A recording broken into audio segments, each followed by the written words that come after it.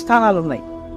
ఆ 8 సౌభాగ్య స్థానాల్ని పొరపాటున కూడా కాలుతో తొక్కడం కానీ, కాలు తగలడం కానీ, నోటితో నింద చేయడం కానీ, విమర్శించడం కానీ, తక్కువ చేసి మాట్లాడడం కానీ చేస్తే అటువంటి వారు ఉత్తర జన్మలయంలో అమ్మవారి యొక్క అనుగ్రహాన్ని కోల్పోతారు. మొట్టమొదటిది తాడి చెట్టు, రెండవది చెరకు. అందుకే అమ్మవారి చెరుకు పట్టుకుంటుంది.